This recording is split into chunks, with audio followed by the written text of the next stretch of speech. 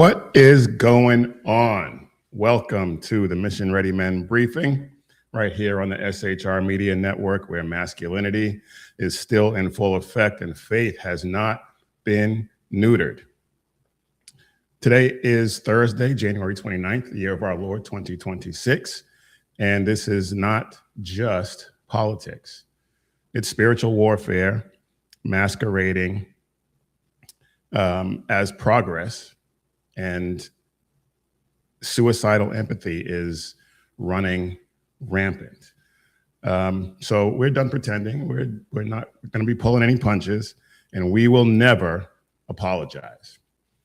So if you're looking for safe spaces and puppy therapy, you're in the wrong spot.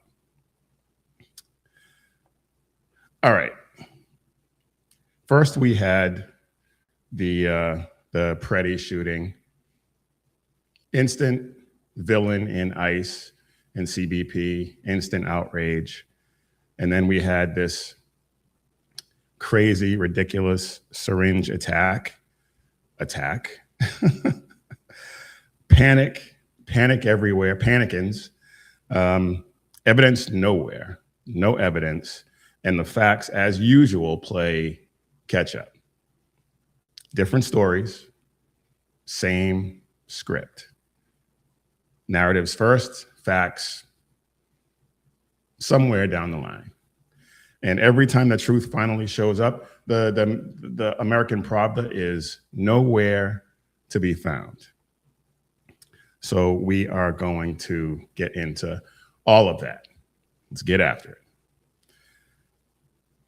So Ilhan Omar was allegedly attacked at a town hall. And of course, the media narrative was just rocketed all over the media, social media, everywhere. Physically attacked, assaulted with a syringe, assaulted with a substance, unknown substance, political violence. All of that. If you watched it, and before I heard anything, the first time I saw the footage, immediately I was like, she nodded at the guy. Immediately, the whole thing was suspect. Let's take a look at this, because it is pretty much, to anyone who has eyes, it's obvious. We must abolish ICE for good.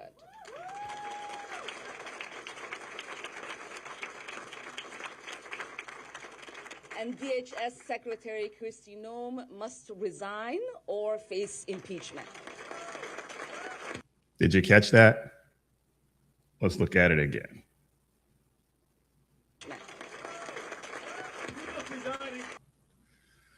I mean, before I read anything about it, it was obvious that she gave him a signal. But let's continue.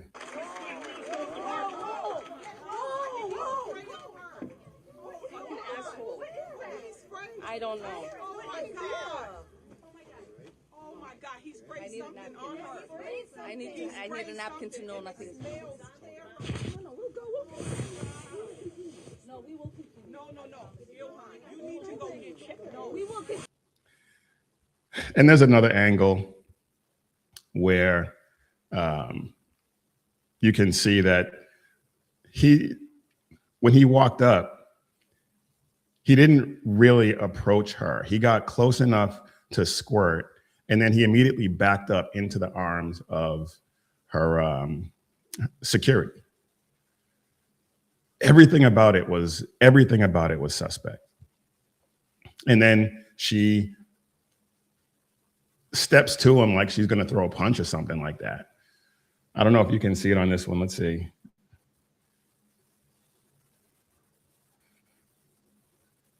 No, they don't replay it. They just, there's another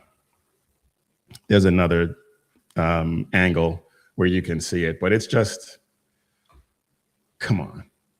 They really think we're stupid. And then she continues to speak.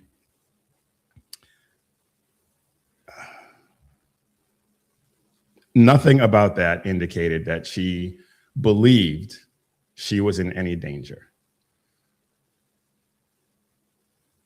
She actually got something sprayed on her. There was no visible distress, no anxiety. They didn't evacuate the venue. If somebody sprays something on you and you think that it might be some sort of chemical attack, the whole place should have been evacuated. She should have been taken to a medical facility and been checked out. Her clothes should have been removed. She should have, everything about it was suspect. No hazmat response, no ambulance, no decontamination efforts of any kind. If this had been real, in my opinion, everything about that, the aftermath of that would have looked completely different, completely different. So there doesn't seem to be any fear of any kind of bio or chemical attack. She just remained on stage and continued to give her remarks.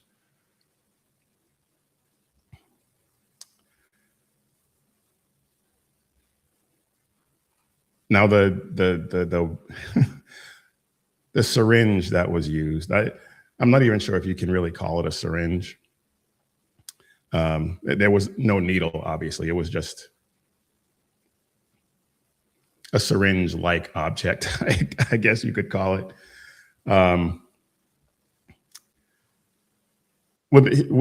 Filled with an unknown liquid, which we now know, and it came out shortly thereafter that it was, well, they said it was a foul-smelling liquid. Turns out it was apple cider vinegar.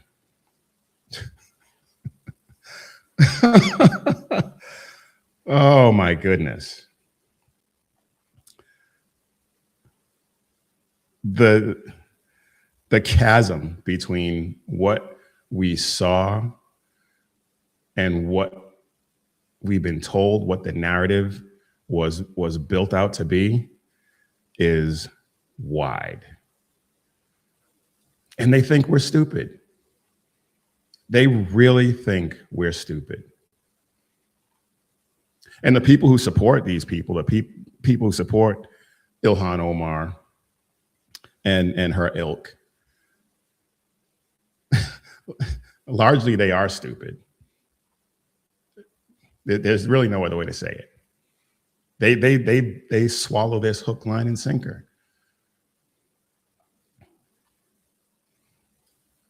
They really believe this madness. And for those of us who actually have a couple of firing neurons, we can see that this was a distraction, a conveniently timed distraction, while she is attacking DHS leadership, while she is condemning ICE and encouraging violent actions towards them. She can now position herself as, well, she has been positioning herself as a resistance figure, and now she can position herself as a victim. She's being looked at for fraud. She's being investigated for her sudden wealth. All kinds of controversy about her marriage. But because she's now able to position herself as a victim, fundraising opportunities are going up. The American Pravda is going to be even more sympathetic to her. And she's insulated herself.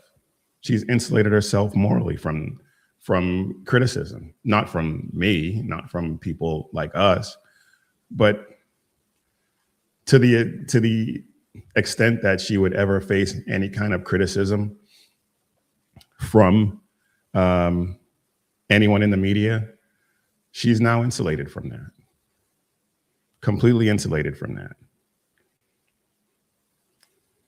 And so the obvious question, one that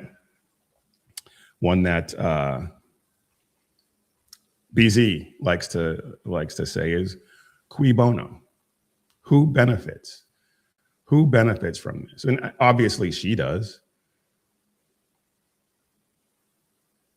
But when you ask questions like that, when you don't simply swallow the narrative, when you don't just blindly follow nod and bovine agreement, if you don't do that, then you're a bigot, then you're a hater,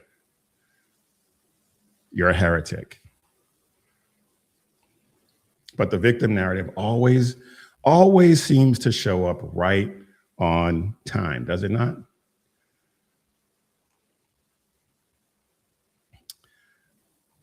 And what we know about the suspect,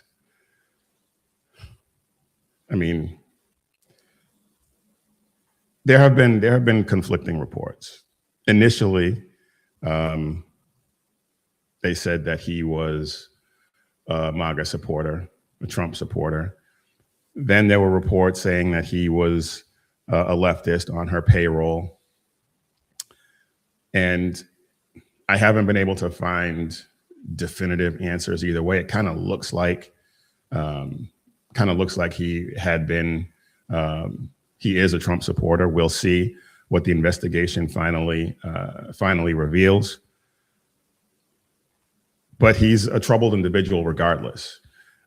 Prior DUI arrests, injury stemming from a car accident. We don't know whether he was inebriated when he was involved in that car accident, but he's been heavily medicated since then. And it recently came out that he was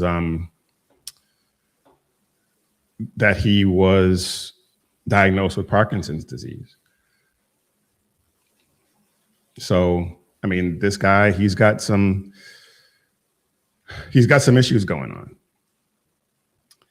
Whether or not he is involved, whether or not he is on her payroll regularly, it seems quite obvious based on the footage that this was planned. The nod is just so obvious, so obvious. And so with all his issues, he was ripe for recruitment into this. That's my take on it. Feel free to disagree with me. Feel free to offer any evidence to the contrary. Obviously, we don't have any evidence to support that, but that's just the benefit of paying attention for the past couple of decades, the benefit of living life for the past 55 years. Seems pretty obvious to me. Something else that bothers me about this. He was charged with third-degree assault. Third-degree assault in Minnesota requires serious bodily injury. She was squirted with a liquid. And the feds haven't they've taken over the investigation, but he hasn't been charged federally yet. Maybe that's what they're waiting for. I don't know, but it just seems odd. It just seems odd. And maybe they charge him with that to keep him in jail while the feds do their thing. Maybe that's it. But just everything about this seems off. And there was no terrorism enhancement, no chemical weapons charge. Obviously, apple cider vinegar, that's probably not going to bring that charge down. But again, unless something happened since I since I finished prepping up. Maybe they've stepped in charge. I don't know. And somebody in the chat can tell me otherwise. But the narrative has stuck. Regardless of the facts at this point, the narrative has stuck. The emotional impact of it all, untouched. Untouched. And the narrative, because it has already taken hold, has served its purpose. It served its purpose. And it's funny because the left loves to have a healthy dose of skepticism when it comes to anything coming out of the administration, when it comes to anything that conservatives have to say.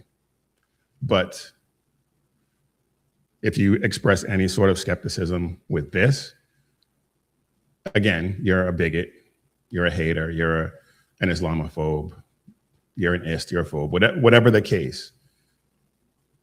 Because you're not swallowing it hook, line, and sinker like they are, something must be wrong with you. And just to be clear, questioning the narrative does not mean that you endorse violence, that you endorse the attack. She shouldn't be attacked by anyone. She should be deported, but she shouldn't be attacked. She shouldn't have to fear for her safety in any respect. She's a human being that deserves that, but at the same time, she's also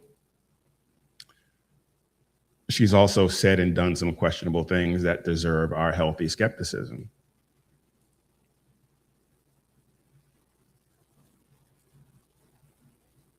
But this incident, it follows the same pattern. It follows the same pattern. Inflate the issue, inflate the scene, and then feign outrage, moralize the situation. And then if you have any questions, silence the dissent. It happens every single time. And if asking questions makes you the villain, and the story just wasn't strong enough to begin with. Because if it can't stand up under scrutiny, then obviously something's missing.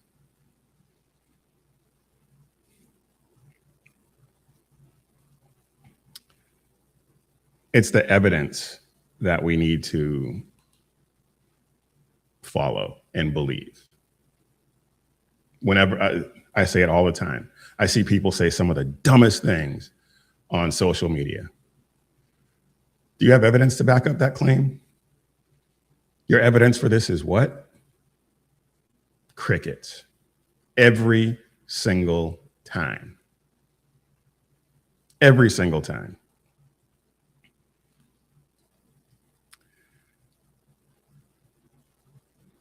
That's not to say that this was a nothing burger. It was. It wasn't nothing, but it also wasn't what we've been told it was. The issue for me isn't only that she was sprayed with some unknown substance. It's the spin that the American Pravda put on it. And we're being trained by them. Well, not you and me, obviously, but the people who pay attention to this stuff, the people whose only media diet consists of CNN and BS Now and the other alphabet networks, ABC, NBC, CBS. people whose media diet only consists of those outlets, they're being trained to react to this stuff emotionally. And critical thinking skills have gone completely out the window between these media outlets and our education system. Critical thinking has gone out the window. And all that these people who consume this stuff are able to do is accept these pre-packaged, predetermined conclusions. And then anything that disrupts that whatsoever is immediately labeled a lie. People who advance the alternative are liars and bigots and all the rest of it.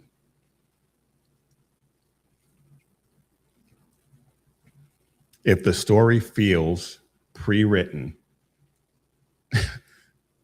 that's because it probably was.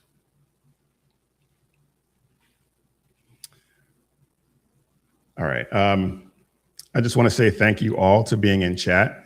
I appreciate each and every one of you. Please be sure to be respectful and follow the rules. The moderators in there are doing a great job. And if you don't follow the rules, they will hold you accountable. So please, let's keep the discussion going. Let's keep it lively and let's keep it respectful. So thank you all for being here. We really appreciate it.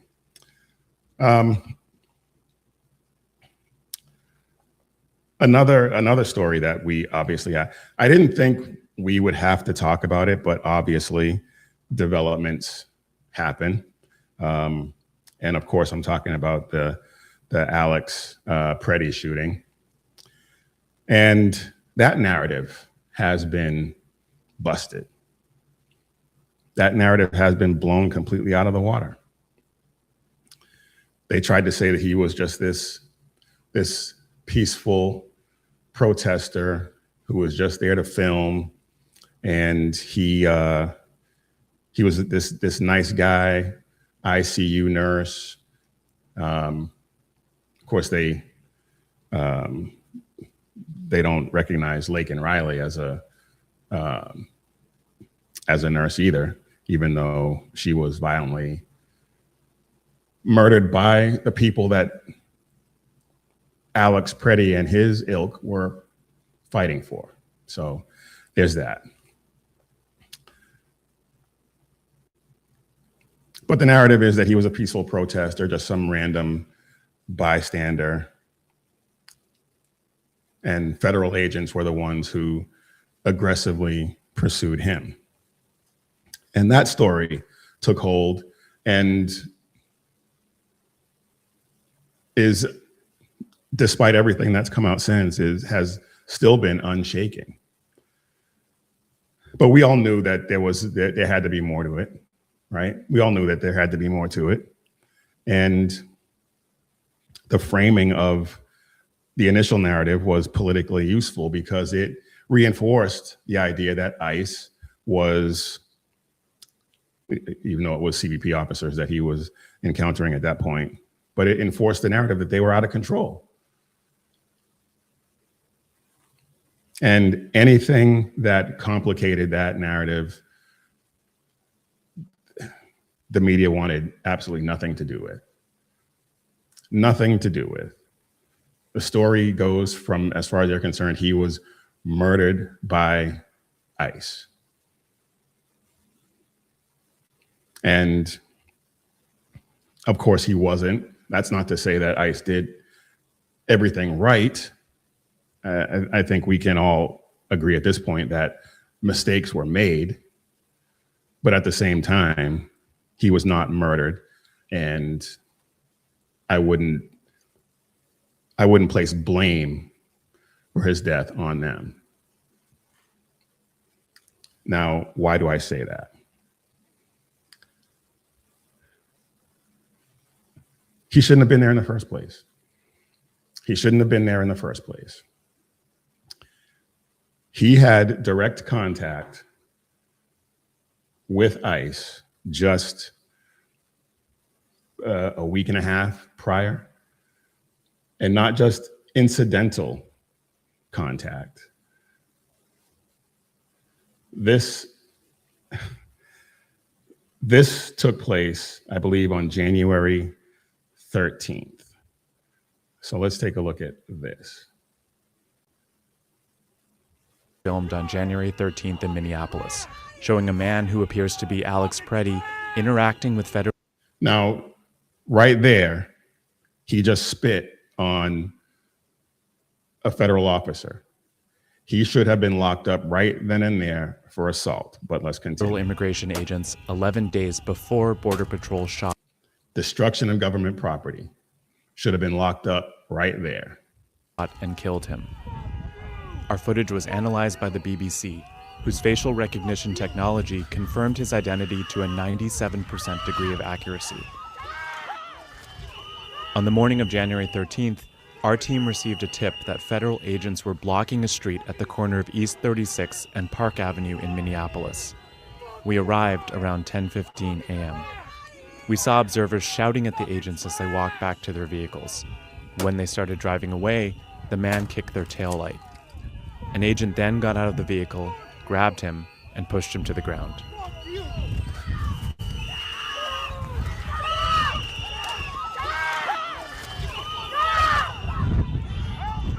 During the altercation, agents fired tear gas and pepper balls into the crowd. They continued to hold the man down before they retreat and he walks away.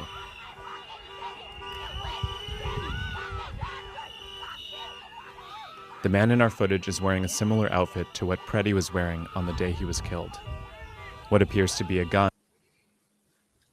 And there it is. He's carrying his gun.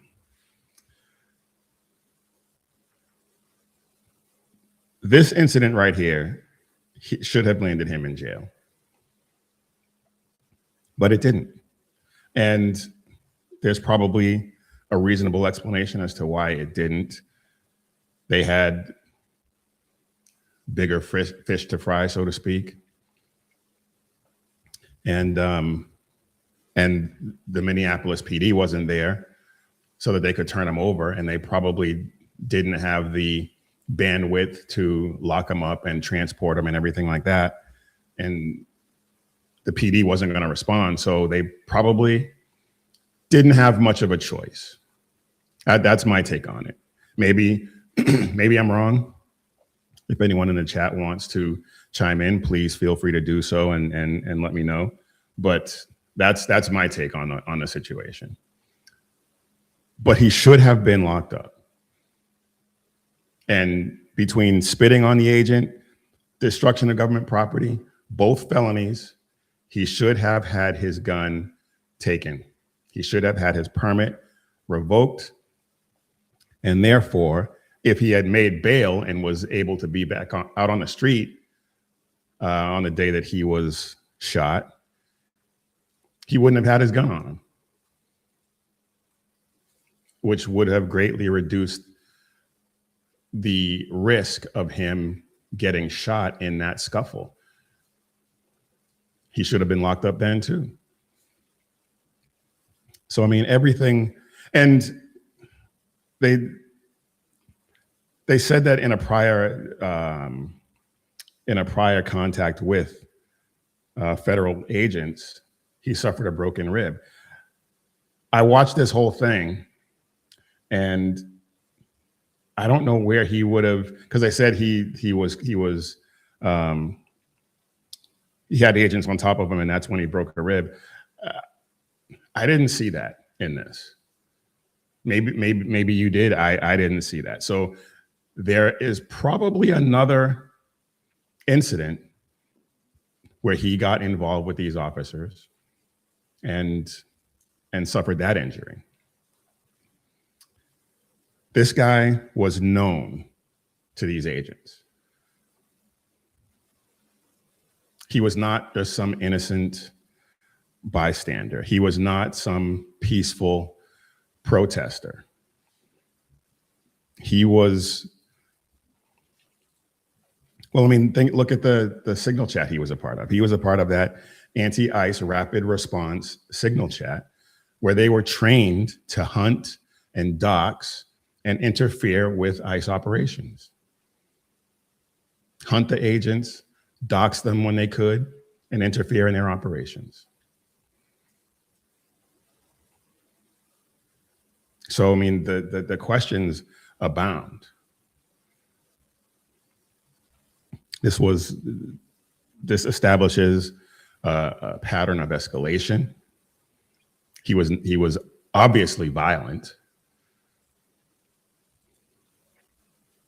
and seemed to go out of his way to confront these agents. He was probably just as surprised as everyone else that after he kicked out that taillight, he didn't get locked up.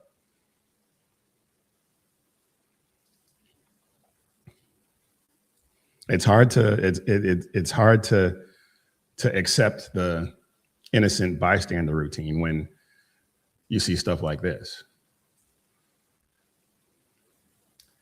But of course, they have not hesitated to canonize this guy and transform him into a symbol.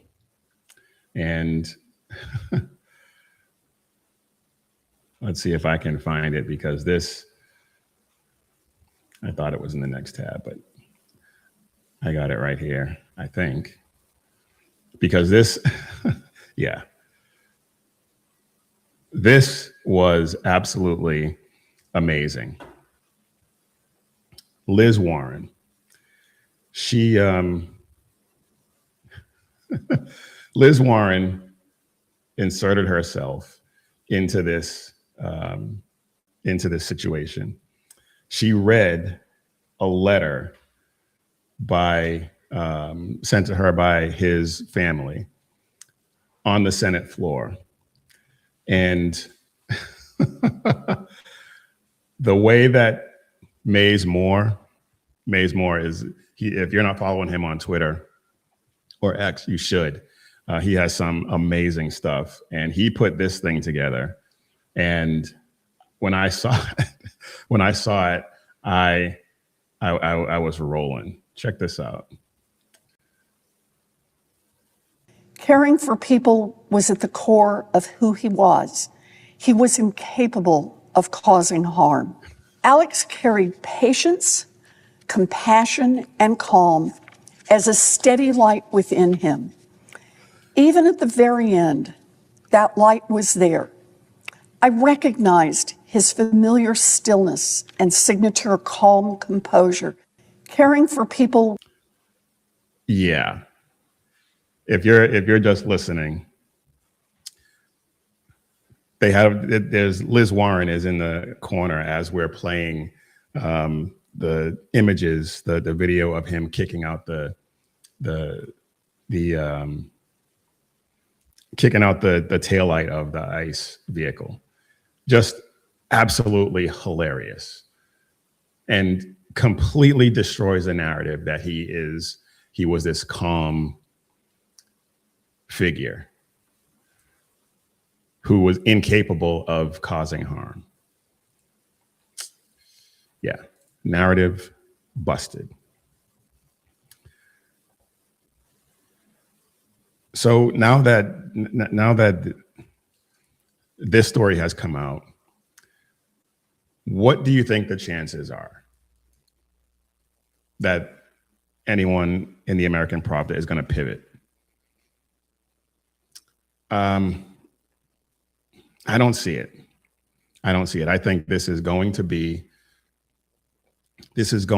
a clash between the American Pravda and the truth. He was not an innocent protester. He was repeatedly intervening in enforcement operations, at least twice.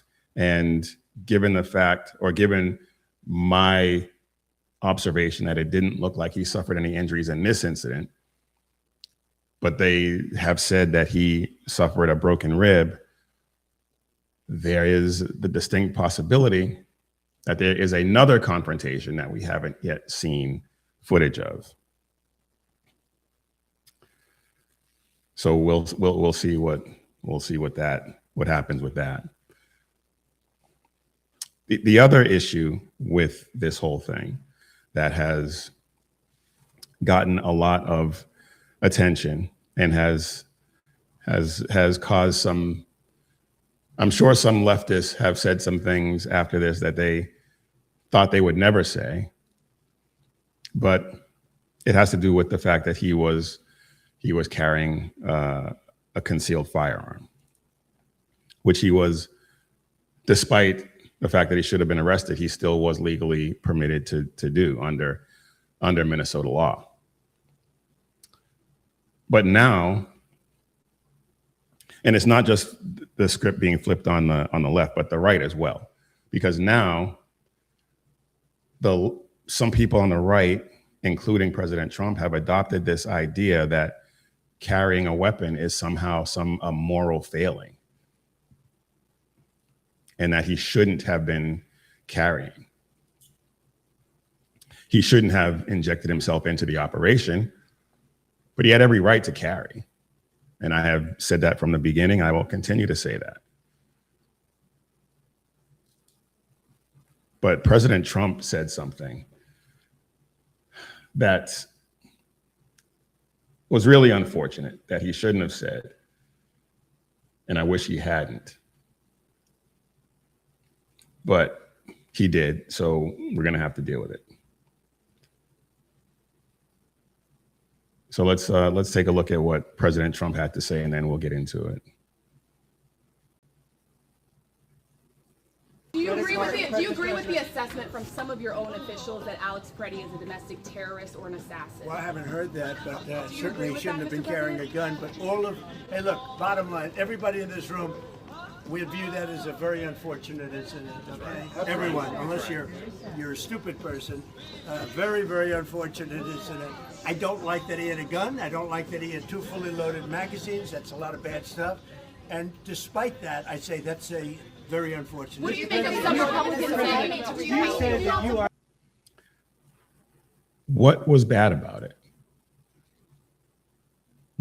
Not his behavior, but what was bad about carrying a gun and spare magazines?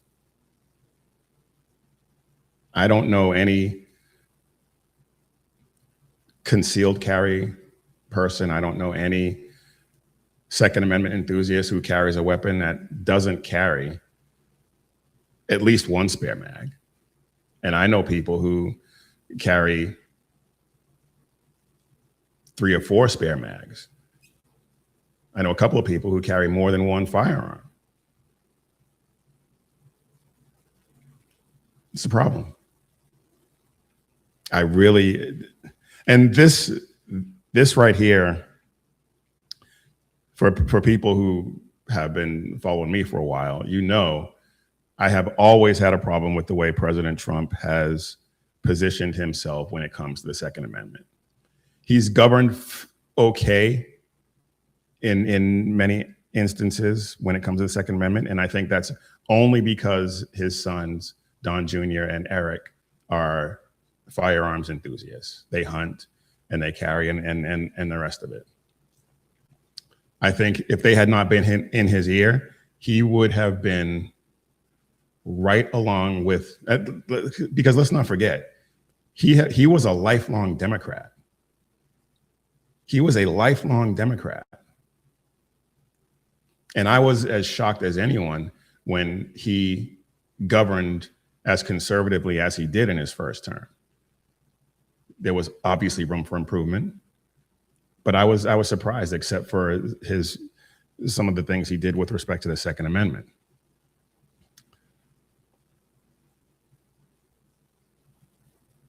Lawfully carrying a weapon does not mean you forfeit your rights. And there was a lot of blame to go around, a lot of mistakes made on both sides. But the fact that he was legally permitted to carry, even though based on that prior incident he shouldn't have been, but he was at the time. And that can't be retroactively criminalized. And I don't like where this is going in terms of the Second Amendment framing and everything like that. It's too many people on the right are feeding into the left's narrative and spin on this, as they almost always do. And it's so frustrating that they fall into this trap.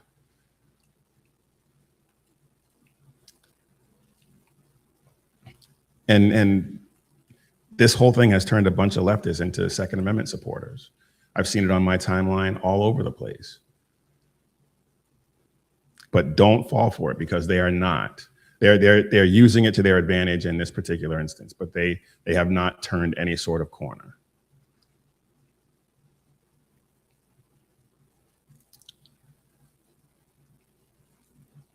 We talk about escalation, and the reason why this isn't about the gun. This isn't about the Second Amendment solely. It's about escalation and violent rhetoric from the leadership, from Tim Sugar Walls, Tampon Timmy, from Peggy Flanagan, his lieutenant governor, from Ilhan Omar, from Keith Ellison, from Jacob Fry, Beta Boy Jacob Fry. It's about them encouraging this type of behavior, and their followers falling for it.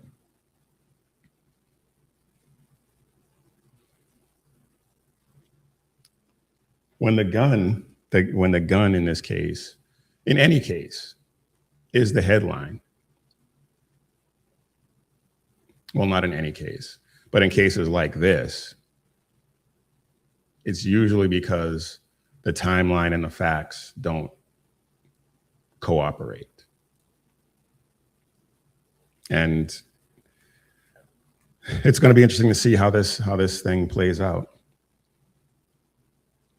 And what the American Pravda, well, we know what they're going to do.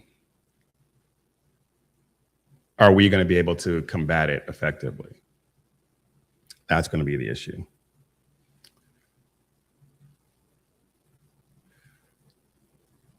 All right. I ran a little over. I wanted to get this break in before now, but here we are. So let's do it. And I want to talk about our sponsor for today's show. Our sponsor is Carry Girl Gear. Valentine's Day is coming up. So fellas, if you want to get it right, head over to carrygirl.com and check out the bold, stylish shirts and accessories that your wife or your girlfriend will actually love and want to wear. And if you find yourself short on time, don't know what to pick, have no taste, grab yourself a gift card and let her choose. It's an easy win. Carrygirl.com. Make Valentine's Day this year count. Visit carrygirl.com today. All right, y'all. I am Big E. You are watching or listening to the Mission Ready Men briefing right here on the SHR Media Network, where you can catch our lineup of great shows. Sackhead Sean with The Edge of Liberty every Monday and Wednesday at 11 p.m. Eastern, 8 p.m. Pacific. Jersey Joe, The Reaver of Common Sense, every Monday and Friday at 9 p.m. Eastern, 6 p.m. Pacific. And BZ with the Berserk Bobcat Saloon every Tuesday and Thursday at 11 p.m. Eastern and 8 p.m. Pacific. He will be on tonight. I know he missed the last show, but my understanding is he will be on tonight. So be sure to check him out. Like, subscribe, share all these great shows, and pray that we continue the breakthrough that we're seeing right now. The last time I looked, we had 905 subscribers. So that has been an explosion in subscriptions. So thank you all for liking and sharing and subscribing. Continue to share because we want to reach as many people as we possibly can. Our goal, we'd like to get to 1,000 in the next couple of weeks, and the trajectory that we've been on, that should be possible. So please continue to share the show and get all your friends to subscribe, because we want to reach as many people, as I said, as we possibly can. All right, now back to our regularly scheduled briefing.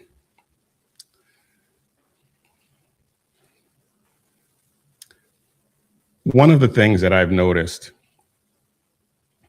on social media with these ICE operations and border enforcement and interior enforcement over the past couple of months is that people who support ICE and people who support closed borders, people who support these enforcement operations are being framed as hateful. Disagreement is being framed as hateful. Boundaries are being framed as violence.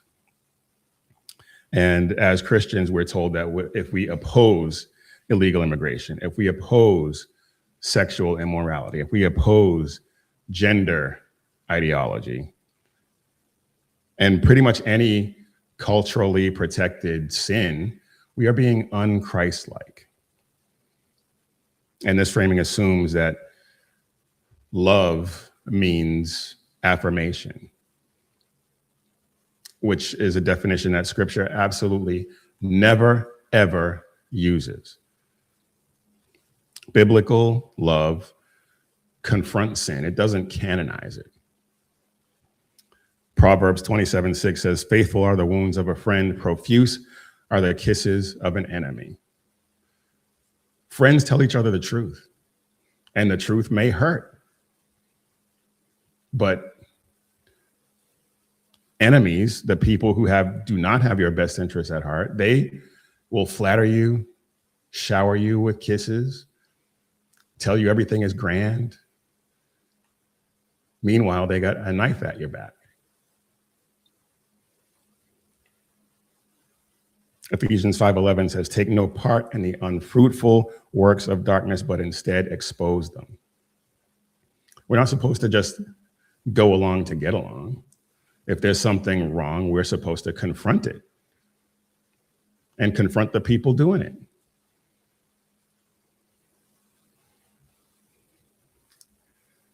It's saying no sometimes can be the greatest act of love you can give someone. Telling them that they're doing wrong.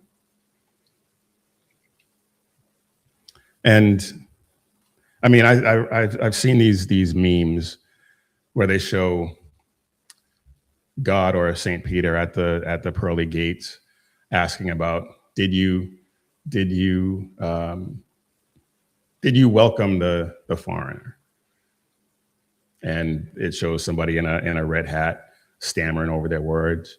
And then in the corner, there'll be a depiction of hell with other people in red hats and American flags burning, as if that's somehow an accurate portrayal of God's love. And it's not.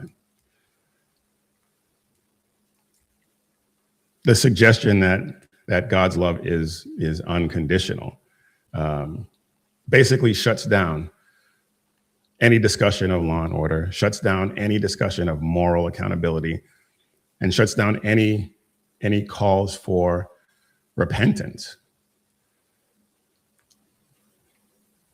In debates about immigration, Christians are told that enforcement is cruel, that borders are hateful, and that law and enforcing that law is unloving. But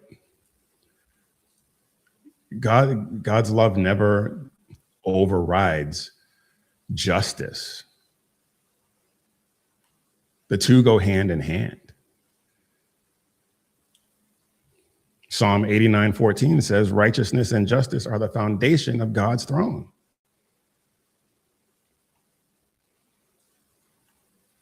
Doesn't get any more plain than that.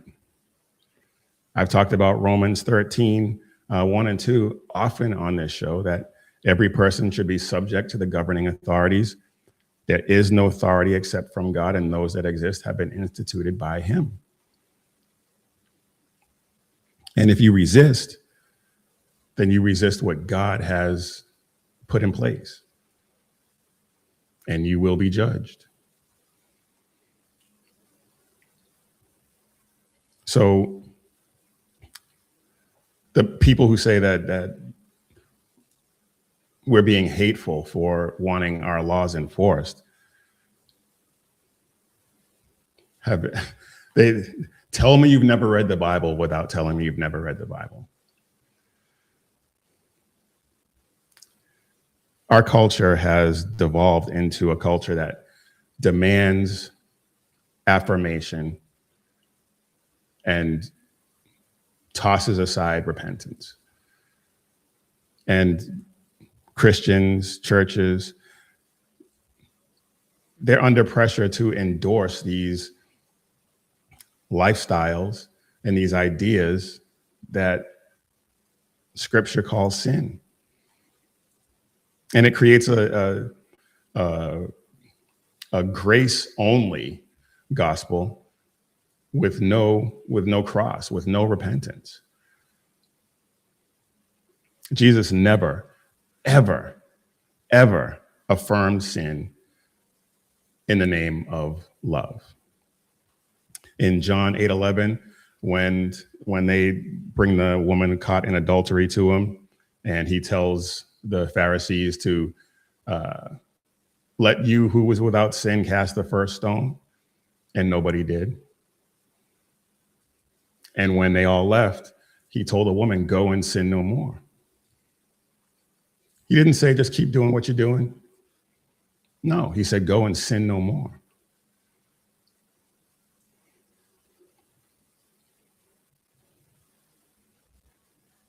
A gospel without actual repentance is a lie with a choir, or these days a house band. And God has, throughout the Bible, establishes boundaries, moral boundaries, national boundaries, covenant boundaries.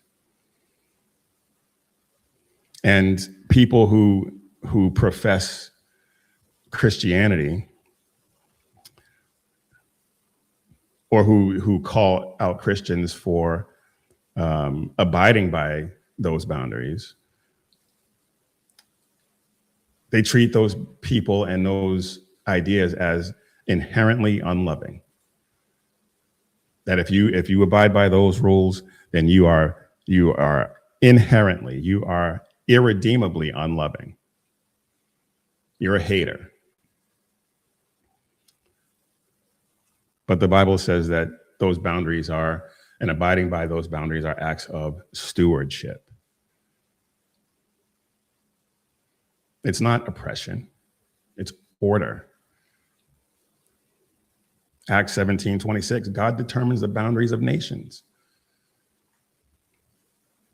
Borders are biblical, people.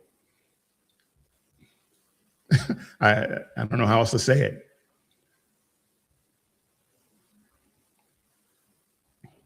Deuteronomy 7:9 says, covenant love is kept with those who obey. God is loving. God is love, yes. He loves us. But in order for us to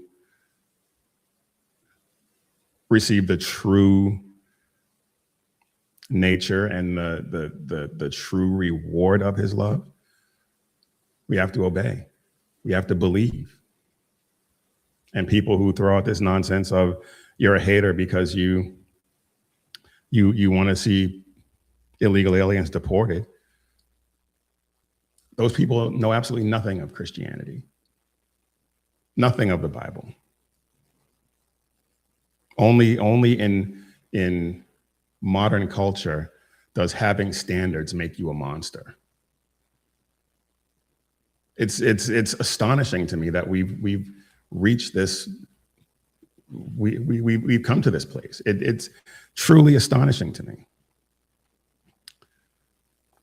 But the culture hates true biblical love because it requires submission, it requires obedience, it requires humility, which is something that people just cannot get with.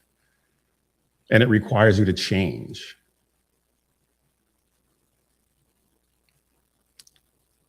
Whereas the cultural love demands validation, affirmation, silence from the critics.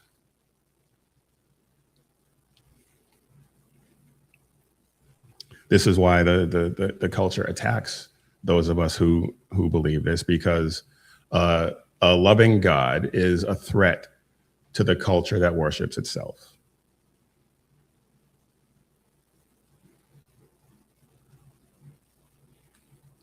God's love is not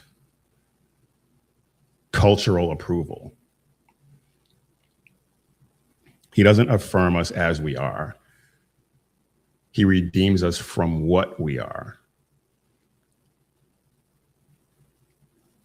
And the biblical love that God requires of us requires that we tell people, we love them enough to tell people the truth.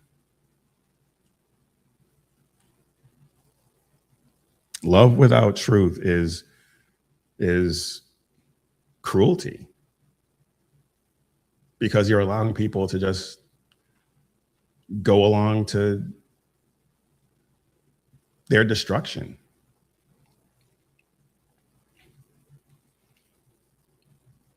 We can't let culture continue to dictate our stances on these things. We're supposed to be in the world, but not of it.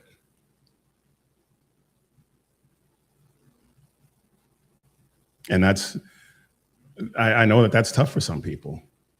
Matthew 7, 13 and 14 says that the narrow gate is unpopular.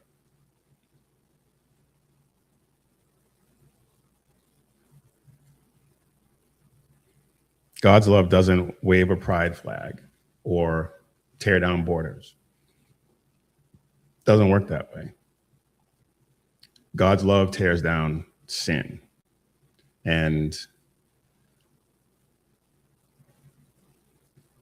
to pay attention to these people who claim that we're being sinful for not affirming whatever the sin may be, whatever the issue may be, we can't conform to that. All right, we got about a half an hour left. So again, thank you all for being in chat. I appreciate it. Please be respectful. Please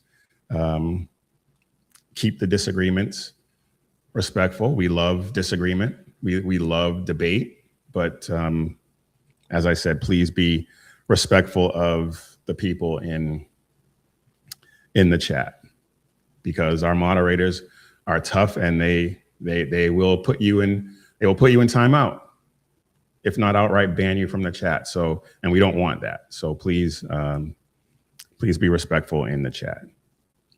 And we appreciate you all for being here. All right, I wasn't going to talk about this. I didn't have this on my sheet until this morning, when I got a text from my dad, who happens to live in Virginia. And Virginia is going Virginia is going downhill fast. I'm not even sure how, I can't remember when exactly Spanberger was sworn in, but she has wasted absolutely no time. She is moving at almost warp speed to destroy the state of Virginia. The Virginia Democrats are pushing a bill to ban assault weapons. And that's their language. We know, you and I all know, there is no such thing as an assault weapon. It was a term created to instill fear in people and get them to go along with this ridiculous notion that guns need to be banned. But they're putting this bill forward, and at the same time, gutting prison time for violent offenders. It shouldn't be stunning, but it is. They're allowing criminals back out on the street, while at the same time limiting the tools that people have at their disposal to defend themselves. It's crazy. And it's consistent with their ideology, unfortunately. And everyone, she kept trying to bill herself, Spanberger, as this moderate. She was going to be the adult in the room. She was going to be the moderate. She was going to govern with moderate Democrat stances. And she, as soon as she won the election, she stuck her foot in the tank and just went full bore to the left.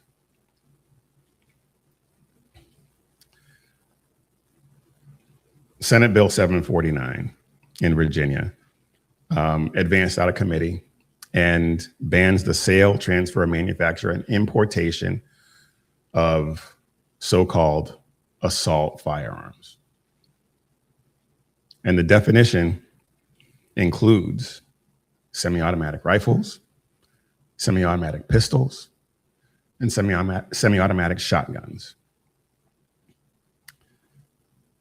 Common features shared by millions upon millions of legally owned firearms.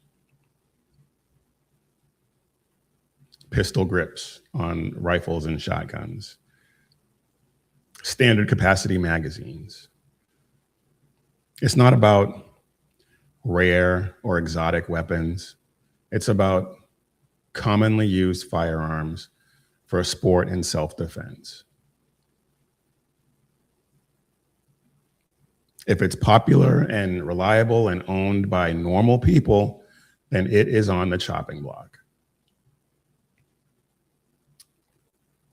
This bill will limit magazine capacity to 10 rounds. I mean, it's basically the Democrat wish list for gun control.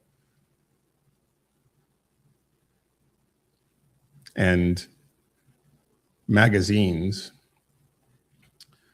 are not grandfathered. Now, I've read conflicting reports. Some people say that the firearms, some firearms are grandfathered in. Some people have said that it's not. Based on my reading of the bill, and I didn't do a deep dive into it, and I didn't spend a ton of time reading it. I did skim it, so I could have missed it. But I don't think the guns are grandfathered either. So if you own any of these firearms and if you own any of these magazines and this bill passes, you will immediately be a felon. There's no grace period. There's no grandfather clause. You will be a felon and you risk losing your gun rights for at least 3 years. And if they have their way, you will never get them back. Let's just be honest about that. So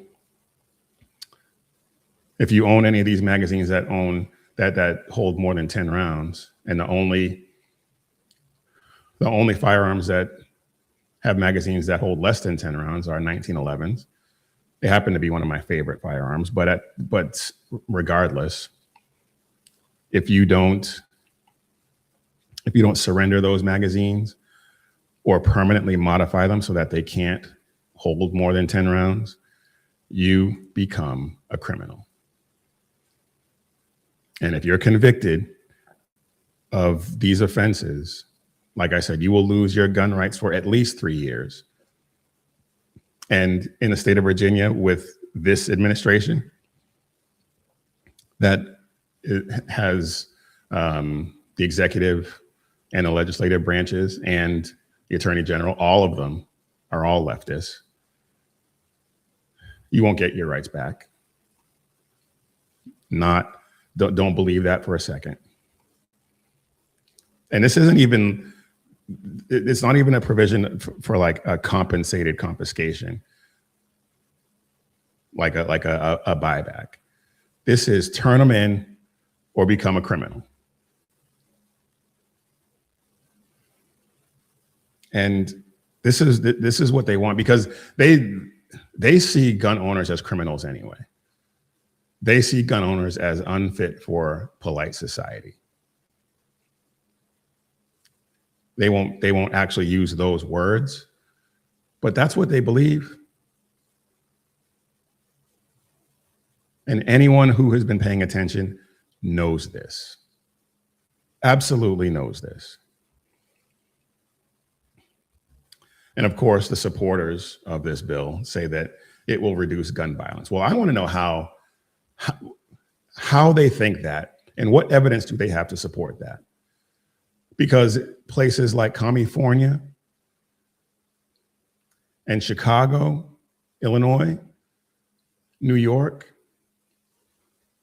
places with the strictest gun laws, have the most violent crime. So what evidence do they have to support this idea that it will reduce gun crime, reduce violence? How? Of course, they'll never tell you that. They'll never say that. They'll cite statistics from Everytown and Giffords, places that skew their studies to get the results that they want. They'll never quote anything from the Crime Prevention Research Center. They'll never quote any of John Lott's research. They'll never just look at the stats, the facts on the ground from places like New York, Illinois, and California.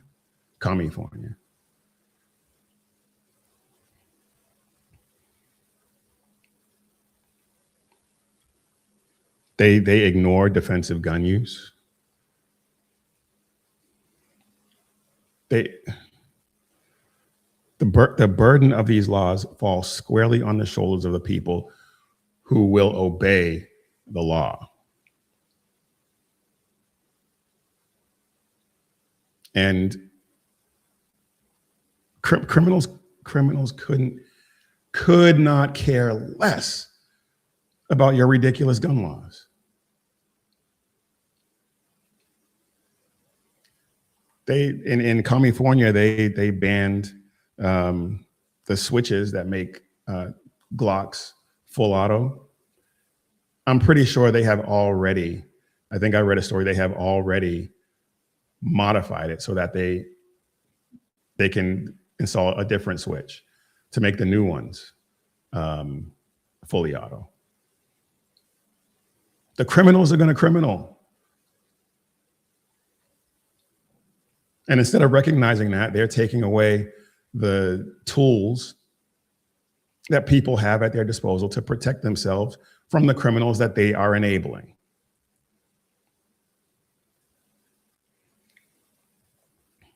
And at the same time, Virginia is going the same route as New York and Illinois and California.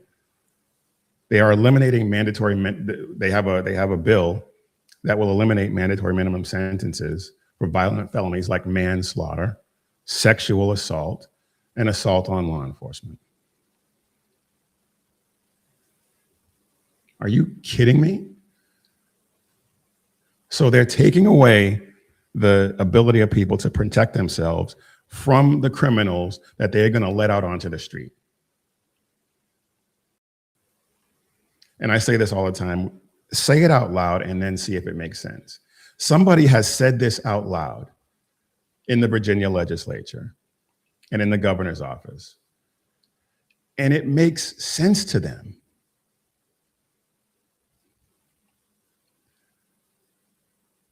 How stupid are you to believe that that makes any sense whatsoever? It's truly mystifying to me that people actually believe this.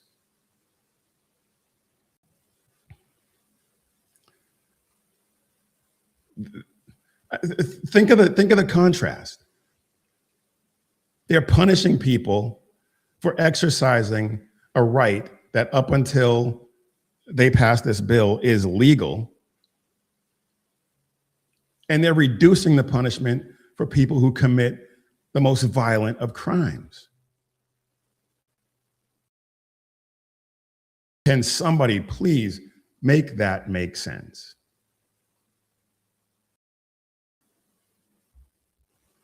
Well, I know that's a silly question because you can't make it make sense. That is an impossible task.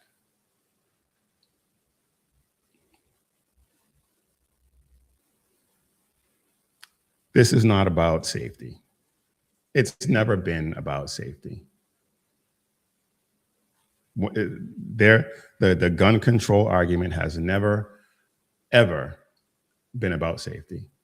It has always been and always will be about control. They trust the judges, they trust the offenders, and they trust their ridiculous ideology.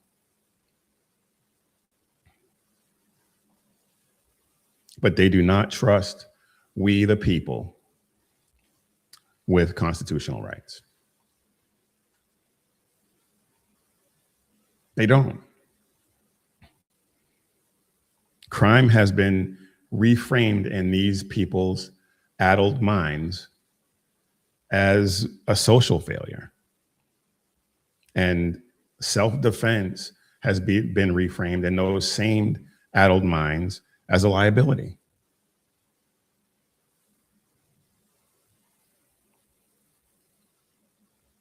When they're setting up a situation where they fail to protect you and then insist that you remain defenseless. Like I say all the time, there was, I've said many times, I was having a discussion and this person said, we were talking about gun ownership and being in a rural area where the police or a sheriff's deputy could be as much as a half an hour away.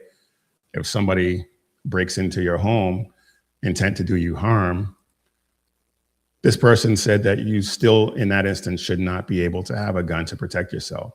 They actually said, if it's your time, and you can't fight that ish. Word for word. That's what this person said. That is demonic.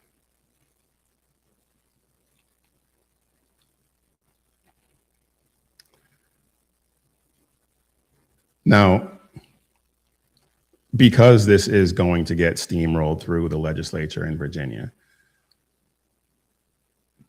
there is a very real possibility that SCOTUS will shoot it down. Because it will get litigated, make no mistake about it. The VCDL, the Virginia Commonwealth Defense League, I think it is, the VCDL, they have already drafted briefs to challenge this if it passes, and it will get litigated.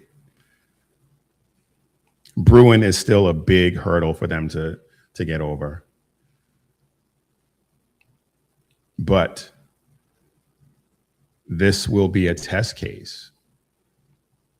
This will be a test case for how far they can push their anti-gun agenda. They're playing the long game. They are absolutely playing the long game. They are seeing what buttons they can push, how far they can take it. And if they pass it, they're going to have to defend it. And depending on how things go in SCOTUS, it's not a foregone conclusion. That, I mean, the chances are pretty good that SCOTUS will shoot it down, but don't hang your hat on that. Don't count on that. We have no idea what could happen, because it never should have reached this pitch in the first place. Spanberger should never have been elected, but here we are. All right, we got a few minutes left. So let's, I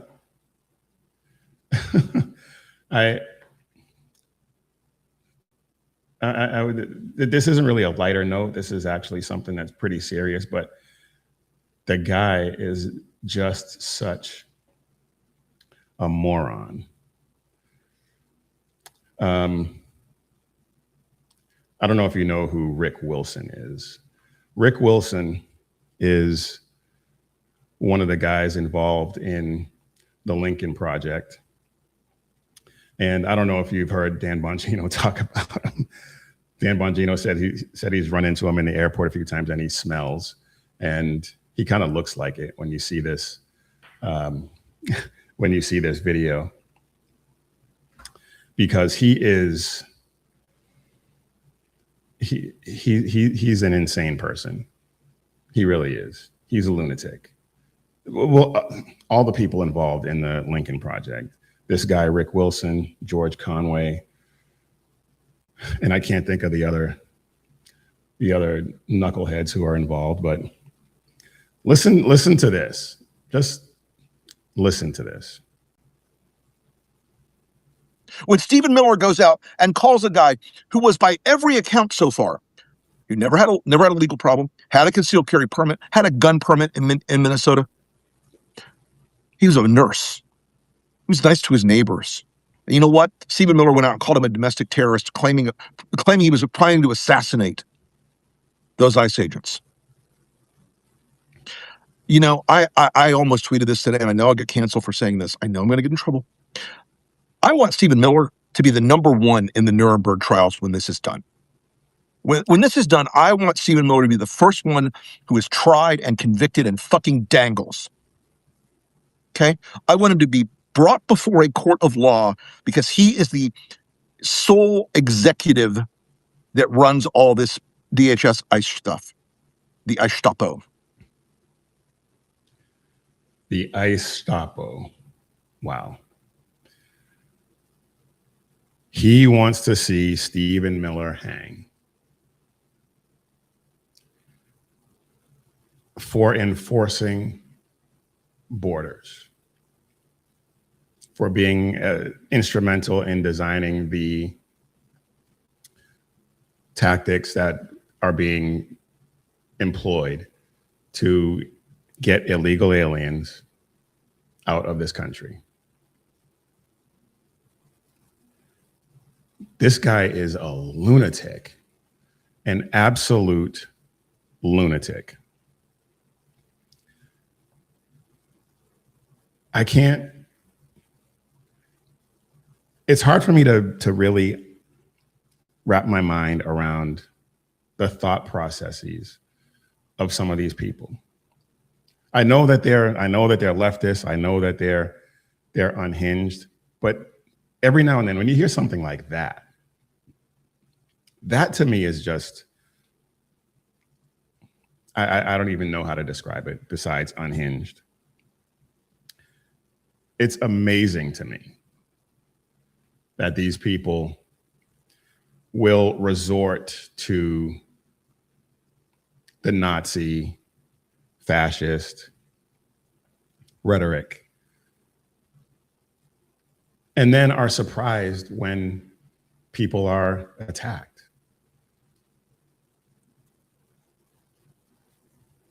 Because it's rhetoric like that that enables these people, that gives them the green light to go and commit some of these crimes.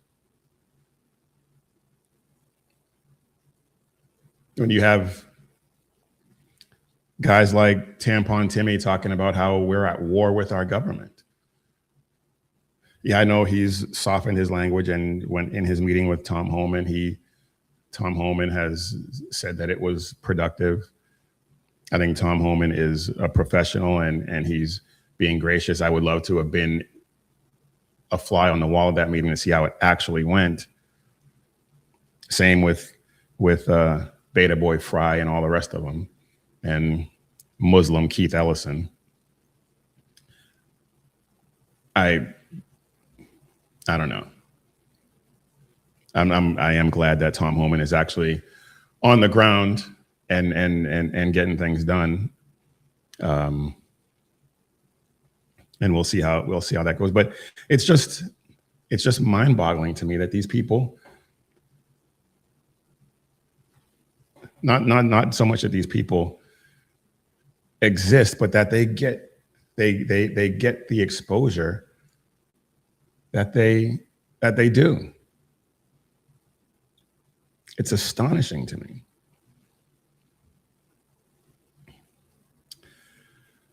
All right, y'all. Looks like we're going to get you out of here a bit early. I had a couple of other things I wanted to get to, but I just don't have the time. I always prepare a number of topics and then don't get to at least one of them, sometimes two of them. So we will try to push that off until the next time. It could be, depending on how the news cycle goes, it could be a month before I get to some of these. And they're kind of evergreen topics, so they're not time sensitive. So I don't feel too bad about putting them off. But that is it for today's briefing. I will be back next Tuesday, but in the meantime, we're not just here to ramble on and fill airtime.